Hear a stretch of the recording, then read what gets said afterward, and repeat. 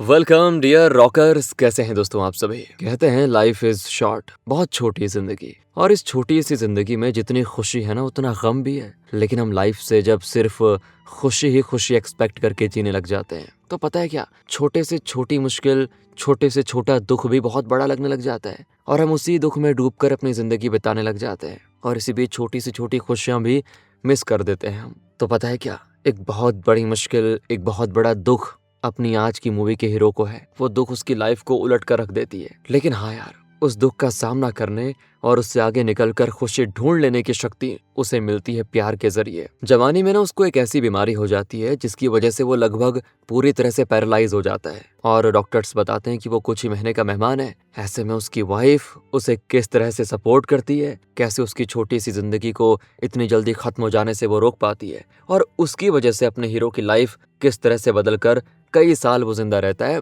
बहुत बहुत बढ़िया तरीके से दिखाया गया है दोस्तों, एक प्यारी सी good feel 5 star rating movie के साथ जिसका नाम है ब्रीथ। और ये एक बायोग्राफिकल मूवी है, मतलब रियल कपल की रियल कहानी है। आ जाइए, स्वागत है आपका। कहानी शुरुआत होती 1950 में। हमें रॉबिन नाम के एक यंग आदमी को दिखाते हैं जो बिना किसी फिक्र के मस्त अपना गाड़ी चलाता हुआ जा रहा है। अब रॉबिन के बारे में कहें तो उसको एडवेंचर बहुत ही ज्यादा पसंद है। नई नई जगह घूमने और एक्साइटिंग चीजें करने का उसे बहुत ही शौक है। लेकिन इन सारे एडवेंचर से बड़ा एडवेंचर एक है और वो है प्यार। एक बहुत अमीर घर की लड़की है डायना और रॉबिन को उससे पहली नजर में प्यार हो जाता है। एक बार ना जब रॉबिन क्रिकेट खेल रहा होता है ना, तभी वो डायना को पहली बार देखता है और देखते ही रॉबिन हो जाता है बिल्कुल आउट। मतलब मैच में नहीं, लेकिन डायना की नजरें उसे घायल कर देती है। डायना को देखते ही उसके सामने कुछ कर दिखाने का फैसला कर लेता है रॉबिन। अगली बॉल पे वो ऐसा शॉट मारता है कि बॉल बाहर चले जाती है और वहां रखे कप्स को तोड़ डालती है। लेकिन दोस्तों, टूटे सिर्फ कप्स नहीं थे, बल्कि रॉबिन के इस शॉट ने ना सीधे डायना के दिल पे वार कर दिया था। और इस वार का नतीजा ये होता है कि डायना को भी उससे प्यार हो जाता है। वाह यार, बहुत ही रेयर बात है ना कि पहली नजर में आपको पसंद आ जाए और दूसरा भी आपको पसंद कर ले। शायद इसी को तो कहते हैं मेड फॉर ईच अदर। दोनों फिर डेट करने लगते हैं। दोनों का ये खूबसूरत प्यार दिन प्रतिदिन बढ़ता जाता है और उसी प्यार के जैसी खूबसूरत है वो जगह जहाँ दोनों घूमने जाते हैं। डायना के 2 जुड़वा भाई भी हैं और डायना उन्हें अपने प्यार के बारे में बता देती है। रॉबिन के बारे में जानकर वो कहते हैं कि देखो, उसके पास ना कोई ढंग का काम है, ना ही कोई अपना कोई घर है। वो तो साल भर एडवेंचर के नाम पे यहाँ वहाँ घूमता रहता है। उसके साथ कैसे गुजारा कर पाओगे? पर डायना कहती है कि देखो, हमारे पास तो बहुत पैसा है ना, फिर रॉबिन के पास वो हो या ना हो इससे हमें क्या फर्क पड़ता है। मुझे तो बस उससे प्यार है और उसी के साथ मैं अपनी लाइफ बिताना चाहती हूँ। ये मेरा पक्का फैसला है। अब बहन के लिए दोस्तों दोनों भाई भी फैसला मंजूर कर देते हैं। अगले सीन में रॉबिन डायना को लेकर एक ट्रिप पे निकल जाता है। वो एक फ्लाइट में केन्या जाते हैं। वहाँ रॉबिन के कई फ्रेंड्स हैं जिनके साथ दोनों ट्रैकिंग पे जाते हैं। फिर वो यार कई जगह घूमते हैं और तब डायना रॉबिन को बताती है कि मैं प्रेग्नेंट हूँ। रॉबिन बड़ा खुश होता है, कहता है कि मेरी अभी तक की लाइफ में ये तो सबसे ज्यादा खुशी की बात है यार, ये तो सबसे बड़ा एडवेंचर हो गया मेरे लिए। इतनी अच्छी खबर जानकर ना उस रात रॉबिन एकदम से मस्त सेलिब्रेशन के मूड में होता है क्योंकि डायना की वजह से उसे एक पिता का दर्जा मिलने वाला है। हाँ, अगले सीन में दोनों बढ़िया तरीके से शादी कर लेते हैं। कुछ दिन बीत जाते हैं, दोनों वापस इंग्लैंड लौट चुके होते हैं। रॉबिन अपने फ्रेंड्स के साथ बैडमिंटन खेल रहा होता है और डायना जो प्रेग्नेंट है वो बैठकर उसका गेम देख रही होती है। रॉबिन हमेशा की तरह बहुत एक्टिव होता है, मस्त खेल रहा होता है, लेकिन अचानक गिर पड़ता है बेचारा और डायना तो घबरा जाती है उसे हो क्या गया। लेकिन वो कहता है कि अरे वो सुबह से खेल रहा हूँ ना, शायद इसलिए थक गया था। फिर वो अपना गेम खत्म करके मस्ती कर रहा होता है अपनी, और तब यार वो दोबारा गिर जाता है जैसे कि उसके पैरों में अचानक शक्ति नहीं रह गई हो। अब जब दोबारा गिरता है तो डायना को घबराहट होती है क्योंकि ऐसा पहले कभी नहीं हुआ था। तो रॉबिन फिर यहाँ पे कहता है अरे फिक्र मत करो, आराम करूंगा तो ठीक हो जाएगा। उसी रात की बात है, रॉबिन लेटा होता है तो वो अपना एक हाथ फील ही नहीं कर पाता। उसको सांस लेने में भी तकलीफ होती है तो वो जाकर अपने एक फ्रेंड को बताता है, लेकिन तब एक और बार यार धड़ करके नीचे गिर जाता है। अगले सीन में दोस्तों रॉबिन को एक स्ट्रेचर में हॉस्पिटल पे लेके जाते हैं। गर्दन के नीचे के हिस्से को बिल्कुल भी वो फील नहीं कर पाता और उसको सांस भी नहीं ली जाती। उस रात उसकी हर तरह से ट्रीटमेंट की जाती है। अगली सुबह आती है डायना उसको देखने। उसकी हालत देखकर पहले तो वो बहुत रोती है, शॉक हो जाती है। रॉबिन की गर्दन पर एक होल करके एक ट्यूब फिक्स किया जाता है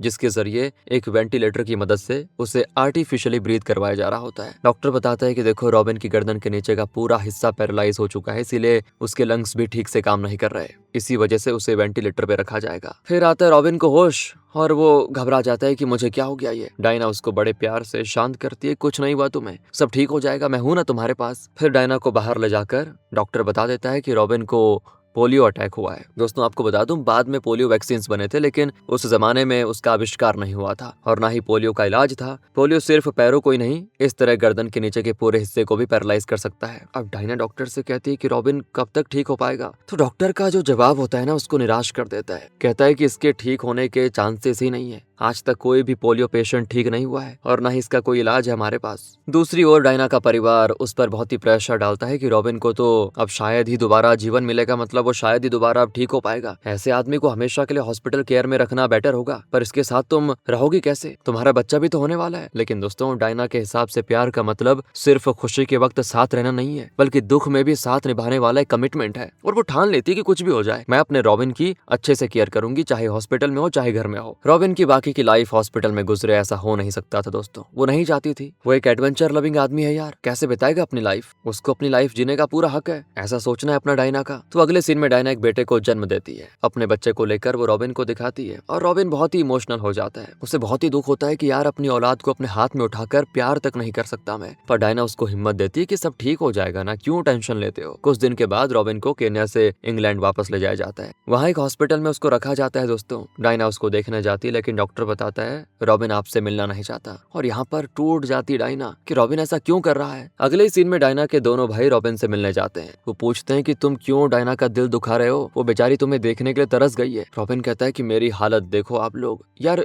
इस हाल में मैं डायना को क्या खुशी दे पाऊंगा। क्या तुम ये चाहते हो कि डायना की पूरी जिंदगी मेरी सेवा में निकल जाए, उसकी खुशी उससे छिन जाए, ये चाहते हो? मैं तो डायना के साथ ऐसा कभी होने नहीं दूंगा। और सच बताओ, क्या तुम लोगों को एक पल के लिए भी नहीं लगा कि ऐसी हालत में मेरे साथ डायना की लाइफ बर्बाद हो जाएगी? दोस्तों ये सुनने के बाद ना डायना के भाइयों को बहुत ही बुरा लगता है, क्योंकि उन्होंने वाकई में ऐसा सोचा तो था, लेकिन जब वो रॉबिन के मुंह से ये बातें सुनते हैं ना, तो समझ पाते हैं कि रॉबिन अंदर से कितना टूट चुका है बेचारा, कि वो डायना को अपने से अलग करने के लिए तैयार हो गया है। मतलब वो नहीं चाहता कि मेरी सेवा करते करते डायना की जिंदगी निकल जाए, इसीलिए वो उसको अलग करने को तैयार हो गया। रॉबिन आगे कहता है अगर मैं जिंदा रहूंगा तो डायना किसी और से शादी नहीं करेगी, अपनी जिंदगी बर्बाद कर देगी वो, इसीलिए प्लीज मुझे मरने दो। दोस्तों अगर आप रॉबिन की जगह होते, वैसे भगवान करे कोई भी ना हो, बट जस्ट इमेजिन, तो क्या आप अपने पार्टनर को अपनी खुशी के लिए आजाद कर देते या उसका साथ मिलकर हर मुश्किल का सामना करते? कमेंट करके बताना। अब वो दोनों भाई रियलाइज करते हैं कि कितना प्यार करता है यार ये रॉबिन डायना से, और इसलिए रॉबिन इतने कठोर शब्द कह रहा है। वो कैसे भी करके डायना को खुश देखना चाहता है बस। दोनों बाहर आकर डायना को बताते हैं,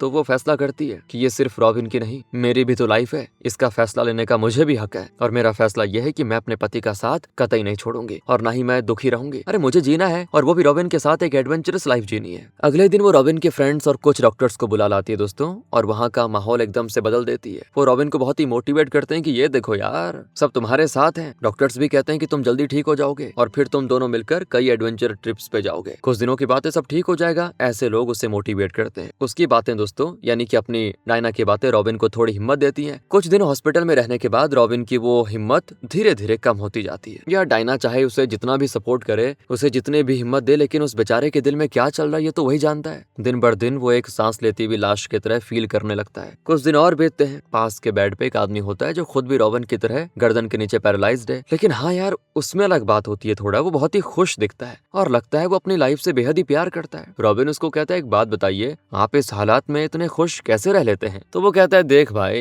ये लाइफ अपने कंट्रोल में तो है नहीं, लाइफ में बदकिस्मती से ऐसी घटना हो जाती है। अब इसको हम बदल तो नहीं सकते, लेकिन जो है उसके बल पर खुश तो रह ही सकते हैं ना। अब ये देखो ना, ये नर्स हमारी देखभाल कर रही है, इनके साथ हंसकर दो बातें कर लो, मजा आ जाएगा। खुद को और उन्हें भी खुश करो यार। जितने दिन जिंदा हो ना, दूसरों को खुश करके अपने अंत की ओर खुशी से चले जाओ। हाँ आखिर में तो मरना ही है, तो क्यों ना मजे करके मरे, रोते रहने का क्या ही फायदा। मतलब दोस्तों देख रहे हो आप, उस आदमी ने अपनी सच्चाई को एक्सेप्ट कर लिया है, इसीलिए वो खुश है यार। लेकिन रॉबिन से इस बात को एक्सेप्ट नहीं किया जाता। रोज उसको सपने आते हैं जैसे कि वो बिल्कुल ठीक हो गया है, अपने हाथ पैर हिला रहा है, लेकिन जब सपना टूटता है, नींद खुलती है, तो बेचारा बहुत दुख में होता है, क्या हो गया मेरे साथ ही। जब डायना आती है ना, तो वो कहता है कि तुम रोज मत आया करो यार मेरे पीछे, प्लीज अपनी जिंदगी मत खराब करो, मैं चाहता हूँ कि तुम एक अच्छी लाइफ जियो, प्लीज आइंदा मुझे देखने मत आना। पर डायना का प्यार उसको अपार हिम्मत दे रहा था। वो कहती कि मैं तुम्हें कैसे छोड़ दूं? अरे मुझे तुम्हारी जरूरत है, और मुझसे ज्यादा हमारे बेटे जोनाथन को तुम्हारी जरूरत है। तब रॉबिन अपने दिल की बात बताता है कि मुझे पता है हॉस्पिटल में नहीं रहना यार, यहाँ का माहौल मुझे हर पल याद दिलाता रहता है कि मैं मरने जा रहा हूँ, प्लीज मुझे यहाँ से कहीं लेकर चलो। तो डायना तुरंत जाकर डॉक्टर से बातें करती है, कहती है कि मैं रॉबिन को घर ले जाना चाहती हूँ। तो डॉक्टर तो गुस्से में चिल्ला देता है कि अरे आपको समझ नहीं आ रहा है क्या, रॉबिन कोई नॉर्मल पेशेंट नहीं है जिसको घर पे रखा जाए। उसकी गर्दन में जो कनेक्ट किया गया है ना, वो कोई खिलौना नहीं है, वेंटिलेटर है। उसके बिना तो 2 मिनट भी नहीं रह पाएगा वो। मजाक मत कीजिए और जाइए यहाँ से। लेकिन डायना ठान चुकी थी कि वो रॉबिन का हर सपना पूरा करेगी। अगले ही दिन वो एक नया घर ले लेती है जहाँ वो हॉस्पिटल जैसी सारी सुविधाएं अरेंज करती है। फिर वो रोज रॉबिन को देखने हॉस्पिटल जाती है और इस दौरान वो ध्यान से देख और समझ लेती है कि वेंटिलेटर ट्यूब किस तरह से फिट किया जा रहा है। फिर एक दिन वो वहाँ के एक डॉक्टर से कहती है कि क्या इस वेंटिलेटर को घर में भी यूज किया जा सकता है। वो कहते हैं हाँ क्यों नहीं, बिल्कुल उसको किया जा सकता है। तो डायना कहती थैंक्स,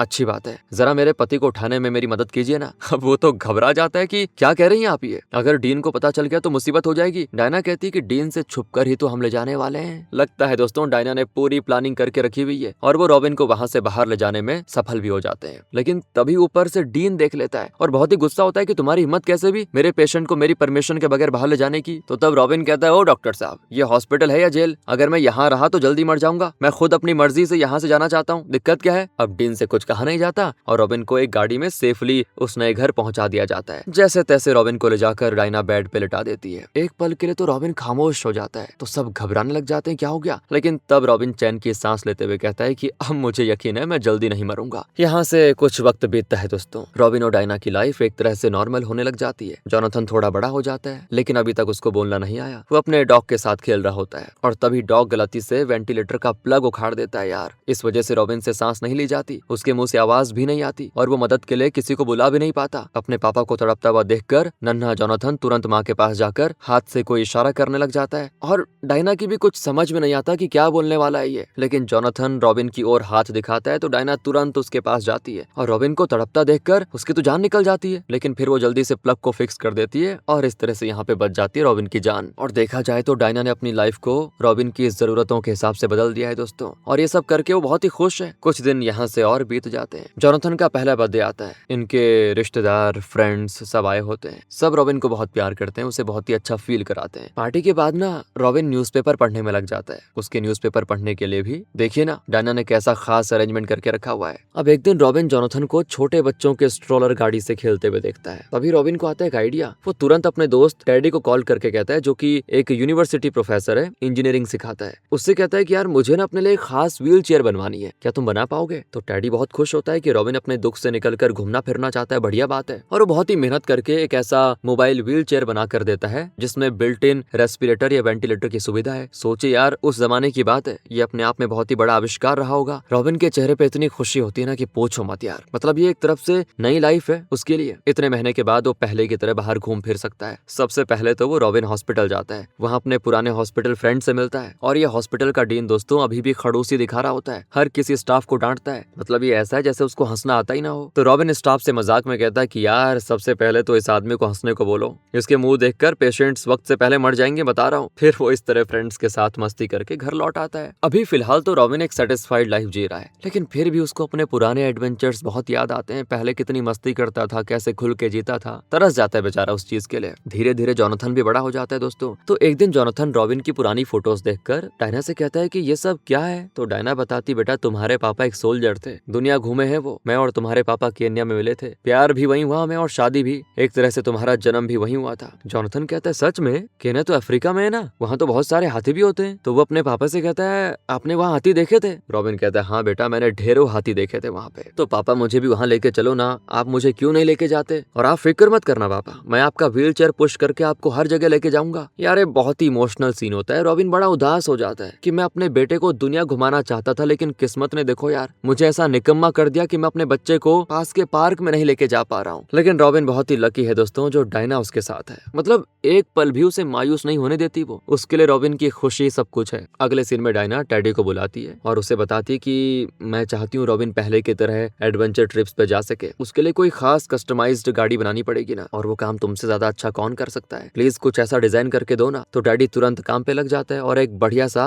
कैरवेन तैयार कर देता है। और इसमें रॉबिन के वेंटिलेटर रखने के लिए भी बढ़िया व्यवस्था होती है, बैठने के लिए भी बढ़िया। उस गाड़ी में बैठने के बाद रॉबिन का चेहरा तो देखिए दोस्तों, खुशी से पागल हो रहा है यार, कमाल है। अब वो मतलब जहाँ चाहे घूम सकता है। पैरालिसिस अब उसके एडवेंचर को नहीं रोक सकता दोस्तों। उस गाड़ी में वो पूरे टाउन में घूमते हैं। कुछ दिन के बाद रॉबिन का बर्थडे आता है। डायना तो एक पार्टी अरेंज करती है और जोनाथन को अपनी तरह क्रिकेट खेलता देखकर रॉबिन को बहुत ही प्राउड फील होता है। ऐसे में दोस्तों एक दिन वो डायना को बताता है कि तुम्हें पता है मैं स्पेन जाना चाहता हूँ, एक बढ़िया सी रोड ट्रिप करना चाहता हूँ। और डायना का तो इकलौता लक्ष्य लक्ष्य है रॉबिन का हर सपना पूरा करवाना, इसलिए वो कोई भी सवाल नहीं करती और एक स्पेशल फ्लाइट अरेंज करके उसे कैरवन के साथ उस फ्लाइट में स्पेन लेके जाती है। वहां जाकर वो एक रोड ट्रिप पे निकल जाते हैं दोस्तों। तो रास्ते में क्या होता है ना, अचानक से वेंटिलेटर फट जाता है और रास्ता एकदम से सुनसान होता है। डायना गाड़ी को एक और रोक देती है। वेंटिलेटर मशीन का जो मोटर था वो खराब हो जाता है, तो डायना को उसके एयर पंप को हाथ से प्रेस करके रॉबिन को ब्रीथ करवाना पड़ जाता है। तभी वहां पर आती है गाड़ी, तो डायना इशारा करती है कि मुझे फोन बूथ तक पहुंचा दीजिए। लेकिन दिक्कत ये होती है कि उस आदमी को मुझे लगता है समझ नहीं आ रहा था कि वो क्या बोल रहा है, या हो सकता है वो सुन नहीं पाता। डायना के दोनों भाई भी इन्हीं के साथ होते हैं, तो डायना उनमें से किसी को उस आदमी के साथ भेज देती है। कहती है कि प्लीज मदद के लिए किसी को तो बुला लाओ। अब वेंटिलेटर के एयर पंप को डायना और उसका दूसरा भाई बारी बारी प्रेस करके रॉबिन को जिंदा रखते हैं। रात भर यही चलता है दोस्तों। अगली सुबह उस इलाके के कई लोग रॉबिन की मदद के लिए आ जाते हैं। वहाँ के चर्च का फादर भी आ जाता है। सभी रॉबिन की कहानी सुनते हैं और रॉबिन और डायना की हिम्मत की बड़ी तारीफें करते हैं। होता ये कि सभी रॉबिन के साथ दोस्तों घुल मिल जाते हैं। वो जगह किसी पार्टी वेन्यू से कम नहीं लगती। सब उसे हिम्मत देते हैं कि तुम सच में कमाल के आदमी हो यार, तुम्हें कुछ नहीं होगा। रात हो जाती है और यहाँ भीड़ और बढ़ जाती है। जो लोग सुबह काम पे गए थे वो भी यहाँ पर आ जाते हैं। नाच गाना भी होता है और रॉबिन हैरान हो जाता है कि दुनिया में बताओ यार इतने भले लोग भी हैं क्या। अगली सुबह खुद टेडी आ जाता है। वो पूछता है कि यहाँ पे चल क्या रहा है भाई, मुझे तो ये लोग इसलिए बुला लाए थे कि तुम्हारी तबीयत खराब हो गई अचानक, लेकिन तुम तो यहाँ पार्टी कर रहे हो यार, क्या है ये। फिर वो वेंटिलेटर को रिपेयर कर देता है। सभी रॉबिन को विदा करते हैं, कहते हैं कि खूब एंजॉय करना। तो इस तरह से दोस्तों रॉबिन जहाँ जाता है वहाँ उसकी मुलाकात बहुत ही अच्छे लोगों से होती है, जिससे उसकी हिम्मत और बढ़ जाती है।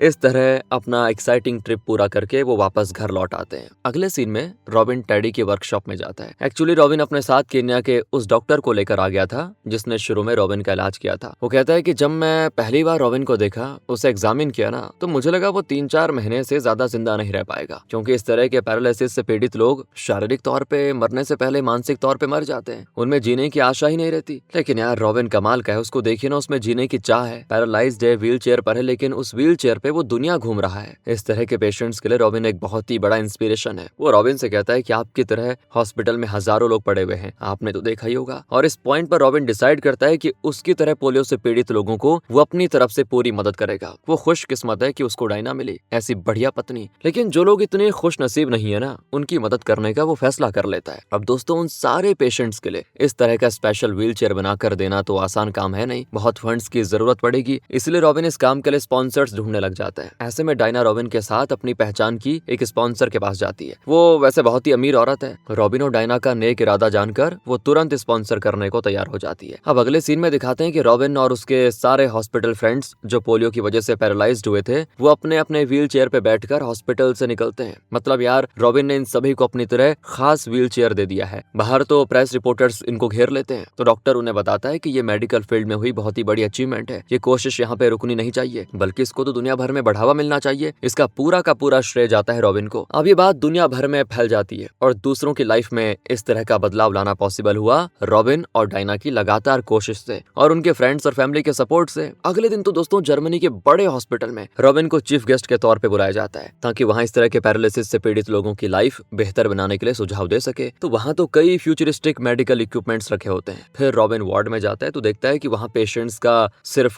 सर बाहर है, उनका पूरा पैरालाइज्ड शरीर एक रैक के अंदर रखकर उन्हें ट्रीटमेंट दिया जा रहा है। रॉबिन सिर्फ इतना कहकर बाहर आ जाता है कि इतनी फ्यूचरिस्टिक टेक्नोलॉजी का क्या फायदा, यहाँ भी पेशेंट्स को ऐसे ट्रीट किया जा रहा है जैसे कि ये कोई जेल है और पेशेंट्स कैदी। तो डॉक्टर गुस्सा हो जाते हैं कि ये क्या बोल के चला गया ये आदमी। अगले सीन में उसी हॉस्पिटल में एक कॉन्फ्रेंस रखी जाती है जहाँ रॉबिन देता है स्पीच। वो कहता है कि यहाँ बड़े बड़े डॉक्टर्स और मेडिकल प्रोफेशनल्स बैठे हुए हैं, उनके सामने ये बोलते हुए मुझे अच्छा नहीं लग रहा, लेकिन सच तो बताना पड़ेगा। इतना कहकर वो वहाँ पर बैठे सभी को बहुत ही बुरी तरह डांट लगा देता है। कहता है कि एक बात बताइए, यहाँ आप लोग हॉस्पिटल चला रहे हैं या कोई जेल? तो ये सुनकर सभी को बड़ा गुस्सा आता है। रॉबिन कहता है कि हाँ, आप लोगों को गुस्सा तो जरूर आएगा क्योंकि आप लोग चल फिर जो सकते हैं ना। अरे जरा हमारी जगह पे खुद को इमेजिन करके देखिए, इस तरह जीना भी कोई जीना है क्या? शरीर ने हमारा साथ छोड़ दिया, लेकिन दिल तो अभी भी हमारे पास है ना। फिर हम लाशों की तरह यहाँ क्यों पड़े रहे? जब मैं हॉस्पिटल में था, मैं अपनी बात बताता हूँ, सुनो मेरी बात। तो मेरी यही आशा थी कि मैं मर जाऊं, क्योंकि हमने हॉस्पिटल का माहौल ही ऐसा बना के रखा हुआ है कि हर कोई मरने को तैयार हो जाता है। ये सुनकर सभी को उसका दर्द समझ में आ जाता है दोस्तों। डायना भी इमोशनल हो जाती है। रॉबिन कहता है कि फिर भी मुझे जीने की उम्मीद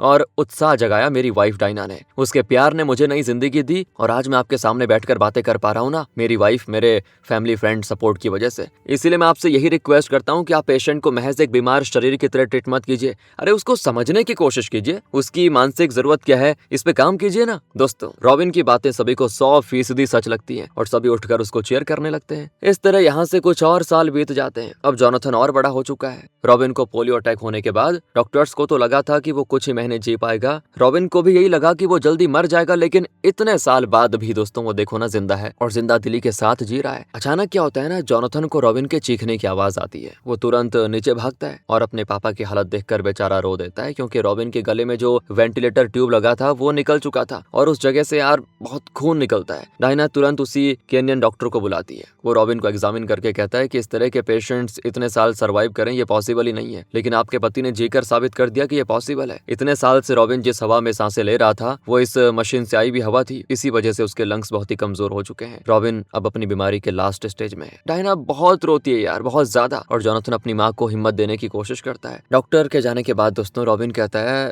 थोड़ा बाहर जाकर बात करते हैं। अगले सीन में तीनों बाहर एक शांत जगह पे बैठे होते हैं। रॉबिन कहता है देखो मुझे लगता है मैं भरपूर जी चुका हूँ यार, मस्त लाइफ जी ली मैंने, मैं जिंदगी की हर खुशी देख चुका हूँ, मुझे तुमसे और जोनाथन से भरपूर प्यार मिला है और मुझे लगता है मेरे लिए यही खुशी बहुत है। अब आगे और किसी चीज की चाह नहीं है मुझे, और तो और मुझे दुख हो रहा है कि मैं तुम्हें और जोनाथन दोनों को बहुत तकलीफें दे रहा हूँ, बल्कि कई सालों से दे रहा हूँ। इसीलिए मैं सोचता हूँ कि हमें अंत को आने देना चाहिए और उसे खुशी से स्वीकार कर लेना चाहिए। तो डायना उस पे गुस्से में चिल्ला देती है कि क्या बात कर रहे हो, इतनी आसानी से अंत को पाने के लिए ही क्या हमने इतना स्ट्रगल किया तुम्हारे साथ? अरे हम तुम्हें बचाना चाहते थे इसीलिए इतना स्ट्रगल किया। पर रॉबिन बहुत ही प्रैक्टिकली बात बोलता है, कहता है कि तुम कुछ भी कह लो, लेकिन यही मेरी आखिरी इच्छा है कि तुम और जोनाथन मुझको जाने दो यार। मैं आखिर तक सरवाइव करने की खातिर दर्द नहीं सह सकता, तुम्हें पता नहीं मुझे कितना दर्द होता है। एक घिनौनी मौत मरने से अच्छा होगा कि मैं इस वक्त अपनी मर्जी से और खुशी से अपनी आखिरी सांस ले लूं। वो डायना से कहता है कि आज तक मेरी हर ख्वाहिश तुमने पूरी की है ना, तो प्लीज मेरी ये आखिरी ख्वाहिश भी पूरी कर दो, इसी में मेरी खुशी है।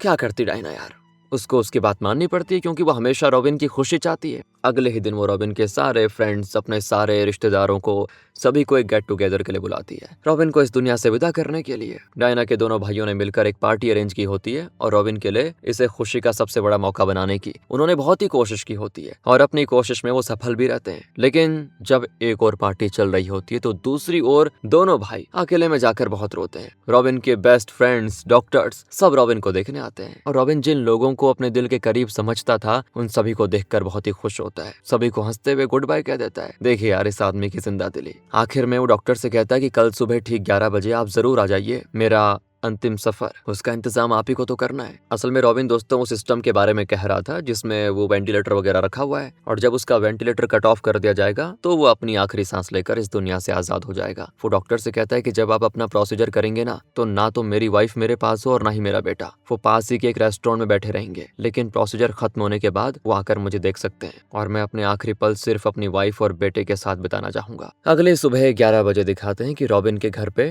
डॉक्टर की कार पहुंचती है। डायना और जोनाथन पास के रेस्टोरेंट में जा रहे होते हैं, दोनों दिल पे पत्थर रखकर वहां बैठे होते हैं और यहाँ डॉक्टर अपना प्रोसीजर करके चला जाता है। तब आते हैं डायना और जोनाथन घर के अंदर। उन दोनों को देखकर रॉबिन बहुत ही खुश होता है। पहले तो वो जोनाथन से बात करता है, कहता है तुम मुझे बहुत प्राउड फील करवाते हो बेटा। इस उम्र के लड़के जब अपनी अपनी लाइफ को मस्त जीते हैं, तुम मेरी देखभाल में अपनी माँ की मदद करते रहे, तुमने कभी मेरा साथ नहीं छोड़ा, बहुत अच्छे लड़के हो बेटा और तुम मेरे बेटे हो, इस बात का मुझे गर्व रहेगा, हमेशा खुशी है। और अब आगे तुम्हें अपनी लाइफ जीनी है, लेकिन माँ का ख्याल भी रखना है, इस बात का ध्यान रखना। इस तरह बेटे से विदा करने के बाद वो डायना को बुलाता है, कहता है तुम तो मेरी जान हो डायना, मैं इतने साल जिंदा रहा उसकी वजह सिर्फ और सिर्फ तुम हो, और प्यार का मतलब क्या होता है ये मैंने तुमसे सीखा है। अगर तुम ना होती ना तो मैं तो कब का मर चुका होता। जिस पल मैंने तुम्हें पहली बार देखा था ना, उस पल से आज तक इस पल तक मैंने लाइफ में सिर्फ खुशी देखी है तुम्हारी बदौलत, और मेरी ऐसी हालत में भी तुमने मुझे एक पल के लिए भी कभी मायूस नहीं होने दिया कि मैं ऐसी लाइफ जी रहा हूँ। पर आखिर में मुझे बस एक ही बात का अफसोस रह जाएगा